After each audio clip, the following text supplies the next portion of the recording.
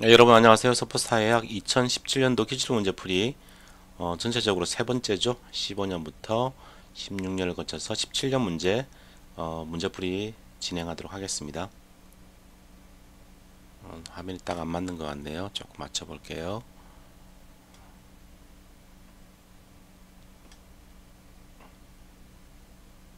자, 조금 더 맞춰야 될 것 같습니다.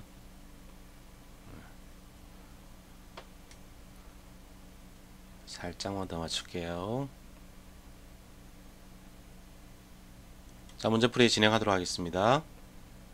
이거는 뭐 보시는 화면은 기존에 봤던 거나 동일하죠. 예제를 풀어보면서 부족한 지식을 채우는 게 필요합니다. 문제풀이는 항상 목표는 80점 정도로 하시고, 어려우신 분들은 뭐 75점도 괜찮고, 과목별로 어려운 것들은 너무 지나치게 이렇게 뭐라 그럴까 몰입하지 마시고요. 어느 정도 통과를 목표로 한 70점 이런 목표도 괜찮습니다. 좀 쉽다 싶으시면 뭐 90점 목표로 하고, 다른 과목들을 좀 점수를 덜 받아도 통과할 수 있게, 40점이 과락이기 때문에 40점 무조건 넘겨야 되겠죠, 물론. 자, 먼저 보기 1번입니다. 보기에서 설명하고 있는 스포츠의 사회적 기능은, 제가 2015년도하고 2016년도 문제들을 풀 때 시간이 너무 길어져서 조금 빨리 진행하도록 하겠습니다. 1번 보기에서 설명하고 있는 스포츠의 사회적 기능은, 보기입니다. 정치인들이 국민의 스포츠에 대한 관심을 증대시켜 정치적 무관심을 유도한다. 정치인들이 스포츠 경기를 자신의 이익이나 권력을 공고히 하는 데 이용한다. 정답은 무엇일까요? 보기 1번 사회 통제 기능, 2번 사회 통합 기능, 3번 신체 소외 기능, 4번 사회 정서 기능. 정답은 사회 통제 기능이죠. 전체적으로는 한국어 독해력 문제에 해당되고요. 지문을 보시면 정치적 무관심을 유도한다, 권력을 공고히 그리고 이용한다, 이런 지문들은 사회 통제 기능과 연관이 되어 있습니다. 자, 복습인데요. 빨리 넘기겠습니다. 스포츠 사회적 순기능입니다. 여기에는 사회성 함양 기능이 있고요. 자세한 내용들은 화면을 보시면 됩니다. 잠시 멈추시면 되고, 15년도, 16년도 그리고 앞으로 문제에도 계속 반복될 거기 때문에 이런 내용들은 중간에 설명할 때도 있고 그냥 넘길 때도 있을 겁니다. 다음으로 사회화 기능이 있습니다. 사회 통합 기능입니다. 그리고 마지막으로 사회 정화 기능이 있습니다. 정서적 동화 기능이 있죠. 구체적인 내용들은 여러분들 뭐 공부를 하실 분들 아실 것 같고요. 화면을 보셔도 될 것 같습니다. 다음은 스포츠의 사회적 역기능입니다. 여기에는 대중 통제 기능이 있죠. 통제라는 개념 자체가 그렇게 좋은 의미는 아니겠죠. 그리고 스포츠 소외, 그런 기능이 있습니다. 소외의 의미를 잘 아셔야 된다고 했습니다. 스스로가 주체적인 존재가 되지 못하는 걸 소외라고 이야기했습니다. 인간의 신체를 도구로 사용한다든지 그런 것들이 인간 소외, 거기에 해당되는 내용이라고 볼 수 있죠. 자세한 내용들은 화면을 보시면 될 것 같고요. 다음은 스포츠 상업주의가 있습니다. 상업주의 자체가 나쁜 것이 아니고 상당히 좀 중의적인 표현인데요. 지나치게 되면 문제가 되는 것이죠. 그 내용들을 보시면 될 것 같습니다. 마지막으로 국수주의와 군국주의 팽창입니다. 이 개념만 이해하시면 될 것 같고요. 스포츠의 사회적 역기능과 순기능은 그 개념만 이해하시면 풀 수 있는 그런 문제가 출제된다고 할 수 있습니다. 2번입니다. 보기의 내용에 공통적으로 해당하는 스포츠의 정치적 이용 방식은, 보기입니다. 남아프리카 공화국의 인종차별 정책에 반대하는 많은 국가들이 남아프리카 공화국에서 개최된 국제대회에 불참하였다. 다음, 구소련의 아프가니스탄 침공을 문제 삼아 미국을 비롯한 서방 국가들이 1980년 모스크바 올림픽 경기대회에 불참하였다. 자, 문제가 스포츠의 정치적 이용 방식이죠. 보통 일반적으로 이게 정치적 이렇게 나와 있으면 그렇게 좋은 의미는 아닙니다. 1번, 보기 1번입니다. 국제 평화 증진. 2번, 체제 선전의 수단. 3번, 전쟁의 촉매. 4번, 외교적 항의. 정답은 무엇일까요? 외교적 항의이죠. 이 또한 한국어 독해력 문제가 되겠습니다. 지문을 보시면 국제대회에 불참했다, 그리고 올림픽 경기대회에 불참했다, 이런 지문들이 나오죠. 그렇기 때문에 답을 찾는 건 어렵지 않으실 겁니다. 복습인데요. 복습이 올림픽 보이콧 사례에 대해서는 여러분들이 내용들을 암기를 해 놓으셔야만 문제를 풀 수 있습니다. 1976년도 캐나다 몬트리올 하계올림픽에서 인종차별 정책을 실시하고 있던 남아군과 친선 럭비 경기를 한 뉴질랜드의 올림픽 참가가 허용되자 아프리카 28개국이 불참하게 되었습니다. 제가 설명을 드렸었는데 28개국이 불참하게 됐다는 것은 다른 의미로는 이 1976년 사건을 통해서 아프리카가 뭉치는 계기가 되었다는 뜻입니다. 1980년 소련 모스크바 하계올림픽, 소련의 아프가니스탄 침공에 항의하기 위해 미국을 포함한 45에서 50개국이 불참했습니다. 그리고 그 당시에 중소 국경 분쟁으로도 중국도 불참하게 되었죠. 그리고 1984년 미국 LA 하계올림픽에서는 1980년 모스크바 올림픽에 불참한 것에 대한 보복으로 소련, 동독 등 15개국 등이 불참하였습니다. 일련의 이렇게 흐름들을 이해하셔야 됩니다. 즉 소련 모스크바 올림픽의 자유진영이 불참했기 때문에 84년도에는 미국의 중심으로 한 이렇게 미국에서 개최된 올림픽에서는 자유진영이 불참했다. 이런 식으로 사회진영 불참, 이 자유진영 불참이 서로 간에 주고받고 있는 그런 관계들을 이해하셔야 됩니다. 다음으로는 1988년 하계 서울 올림픽입니다. 북한은 그 당시에 7개국이 북한을 비롯해서 이런 나라들이 우리나라 올림픽을 반대하는 나라들이 불참하게 되었죠. 다음은 2022년은 중국 베이징 동계올림픽입니다.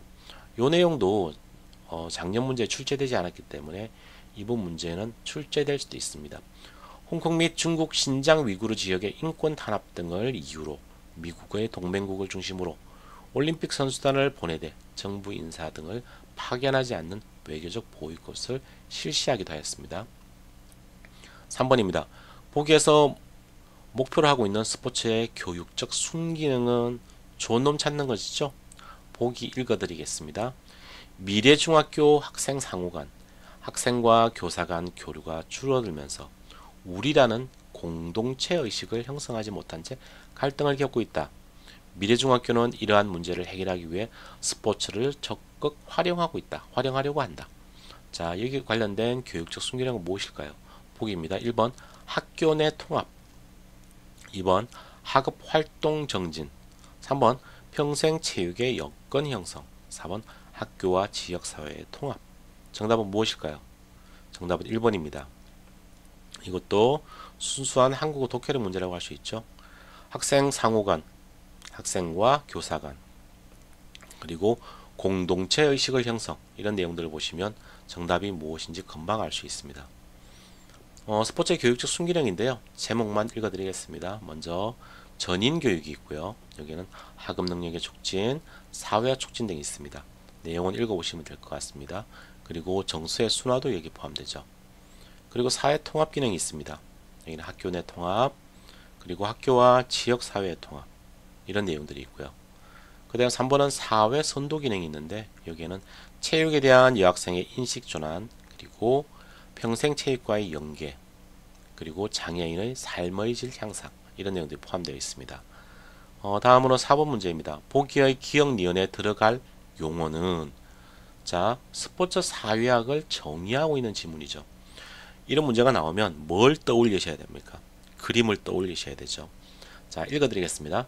스포츠 사회학은 스포츠에서 나타나는 행동 유형과 무엇에 초점을 두고 있으며 이를 스포츠 활동이 존재하는 일반 무엇의 측면에서 설명하는 학문이다. 정답은 무엇일까요? 1번 기억은 사회 환경, 니은은 사회 문제. 한번 이 지문들 넣어 보세요. 그리고 2번 기억은 사회 과정, 니은은 사회 구조. 3번 기억은 사회 환경, 니은은 사회 관계. 그리고 4번 기억은 사회 과정, 그리고 니은은 사회 변화입니다. 정답은 무엇일까요? 정답은 2번이 되겠습니다. 즉 행동 유형과 사회 과정의 한 묶음이고요. 그리고 일반 사회 구조의 측면에서 설명하는 학문이다. 여기 보시면 니은은 사회 구조라는 게 기본적으로 좀 이해될 수 있는 지문들이죠. 그리고 여기에 맞춰서 기억에는 사회 과정이 들어간다고 할 수 있습니다. 즉 스포츠 사회학에 대한 정의는 매해 등장하는 문제이기 때문에 확실히 알아놓으셔야 됩니다. 자, 복습하면 이 그림인데요. 몇 번 설명드렸기 때문에 이 그림들은 화면으로 눈으로 익히시면 될 것 같습니다.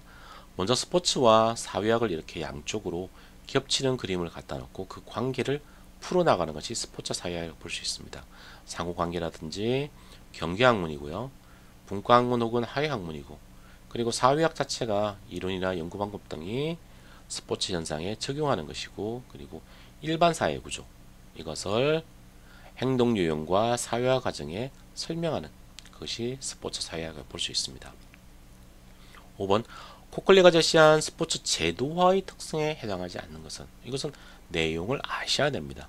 앞에서는 나오지 않았었죠. 1번 경기 규칙의 표준화, 2번 경기 기록의 계량화, 3번 합리적 조직적 활동의 조직적 합리적 측면 강조, 4번 경기 기술의 정형화. 먼저 한번 모르시면 이렇게 대충 머릿속에서 한번 찍어 보시죠. 정답은 경기 기록의 계량화입니다. 자, 이건 제가 수업 시간에 설명을 안 드린 것 같은데요. 저는 이렇게 외우고 있습니다. 준공 일정을 조정한다, 이렇게 해서 표준화, 공식 규정위원회, 조직화, 합리화, 정형화, 이 4단계로 외우고 있습니다. 자, 자세한 내용을 설명드리면 이렇습니다. 이 코클리가 제시한 스포츠의 제도화 과정인데요. 첫 번째는 공식적 집단에 의해서 규칙을 표준화시킵니다. IOC라든지 피파 이런 거 생각하시면 될 것 같고요. 두 번째는 규칙의 집행을 보장하는 기구를 운영하게 됩니다. 공식 규정위원회라고 합니다. 다음으로는 규칙 안에서 성리하는 방식을 찾는 것을 찾아갑니다. 즉 행동, 활동의 조직적, 합리적 측면을 강조하는 부분이고요. 마지막으로 경기 기술을 정형화하는 과정이 있습니다. 그래서 네 글자로 준공 일정을 조정한다, 이렇게 외워놓으시면 조금 이해하시기가 좀 쉬우실 겁니다. 다음 6번입니다. 보기에서 올림픽 경기가 정치화된 요인들을 모두 고른 것은, 이렇게 나와 있죠. 한번 보시면 정치화된 이런 것들은요, 그렇게 좋은 의미는 아닙니다.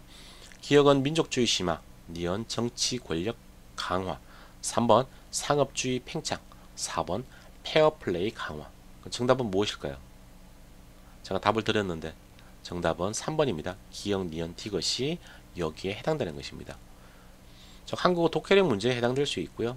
정치화된다는 것은 일반적으로 나쁜 의미를 담고 있다고 할 수 있습니다.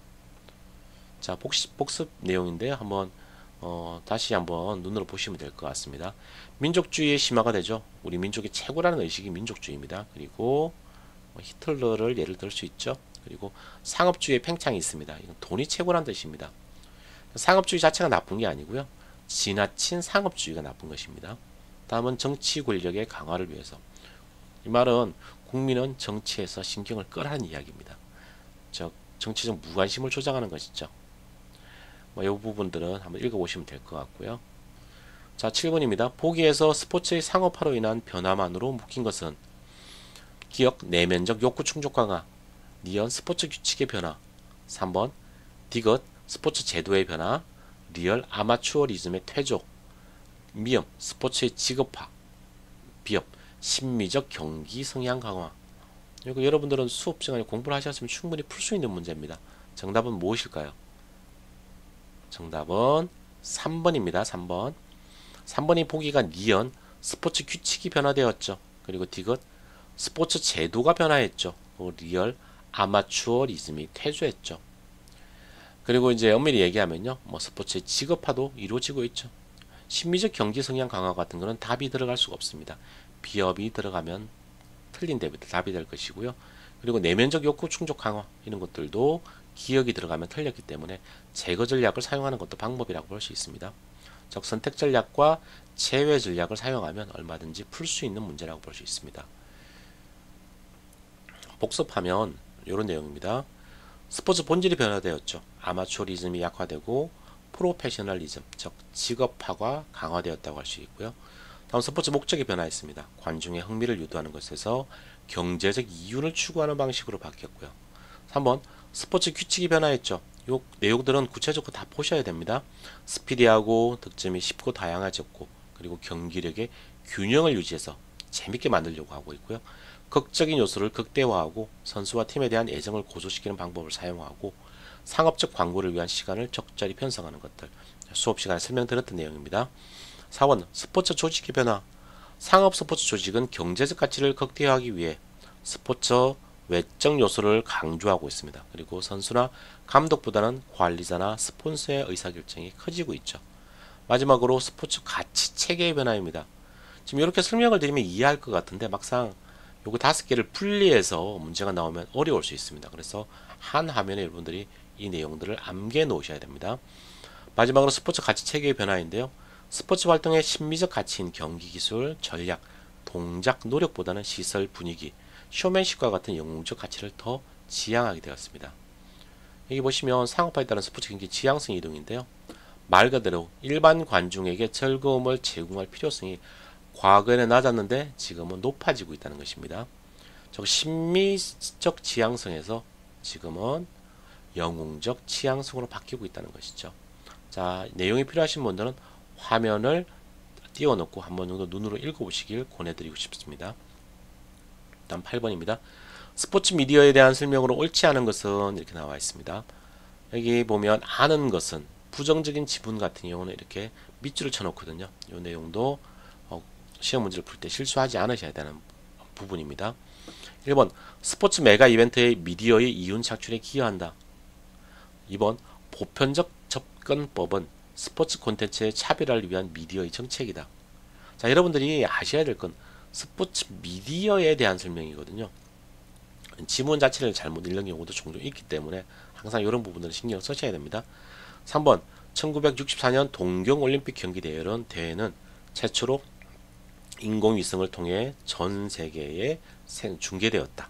4번 스포츠 저널리즘은 대중의 호기심과 흥미를 유발하는 옐로우 저널리즘의 성격이 강하다. 정답은 무엇일까요? 정답은 2번입니다. 2번은 스포츠 미디어에 대한 설명과 무관하다고 볼 수 있죠. 그리고 3번도 정답입니다. 이게 좀 문제가 있어 가지고요. 3번도 함께 정답을 했던 그런 지문이라고 할 수 있습니다. 1960년도였죠. 자, 보시면 심화 내용인데요. 올림픽 최초 기록들입니다. 한 번 정도 읽어 드릴게요. 최초 올림픽은 1896년 아테네 올림픽입니다. 그리고 여성이 처음 참가한 올림픽은 1900년이었고요. 파리 올림픽에서 테니스 혼합 복식과 골프에 참여했습니다. 그리고 금운동을 최초로 수요한 올림픽은 1904년 세인트루이스 올림픽이고, 그리고 올림픽 경기 중 최초로 반칙이 적발된 사례는 1904년 세인트루이스 올림픽에서 남자 마라톤에 출전한 프레드 로즈는 레이스 대부분을 자동차를 타고 가다 적발한 사례가 있었습니다. 다음은 흑인이 최초로 금메달을 딴 대회는 1908년 런던 올림픽입니다. 1600m 계주에서 금메달을 땄었고요. 그리고 성화봉송이 최초로 이루어진 대회는 1936년 베를린 올림픽입니다. 그리고 생중계 화면이 극장과 함께 소수의 TV 채널을 통해서 중계된 건 1936년 베를린 올림픽입니다. 베를린 올림픽에 대한 내용들도 암기를 해 놓으실 필요성이 있죠. 이것은 이렇게 뭐랄까 인공위성을 통해서 국제적으로 전송된 건 아닙니다. 그리고 보이콧이 최초로 이루어진 대회는 1956년 멜버른 올림픽이었고요. 영국, 프랑스, 이집트가 얽힌 수에즈 운합 위기로 이집트, 레바논, 이라크가 올림픽 불참을 선언했었습니다. 다음 최초로 위성을 통해 올림픽 경기가 중계된 것은 1960년 로마 올림픽입니다. 다음 아시아 대륙 최초의 올림픽은 1964년 도쿄, 즉 동경 올림픽으로 갈 수 있고요. 약물 검사가 도입된 대회는 1968년 멕시코시티 올림픽입니다. 그리고 올림픽이 처음으로 테러에 노출된 사건은 1972년 미넨 올림픽이었고요. 검은 9월단에 의해서 11명의 이스라엘 선수가 사망하게 되었습니다. 그리고 약물 검사를 강화해 처음으로 혈액 검사를 도입한 것은 2000년 시드니 올림픽입니다. 자, 다음으로 역대 최초로 3번의 올림픽을 개최한 도시는 런던 1908년, 48년, 2012년이 있고요.